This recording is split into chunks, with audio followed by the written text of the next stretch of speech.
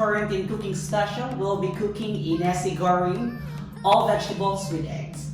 So for this recipe, we need the following ingredients. We need red onions. You can also use white onions if you want. Garlic also. And for me, since I like spicy food, I want to put some chili peppers. 3 eggs. Mixed vegetables. You can choose which vegetables you want. And of course, rice. And I have my nasi goreng sauce.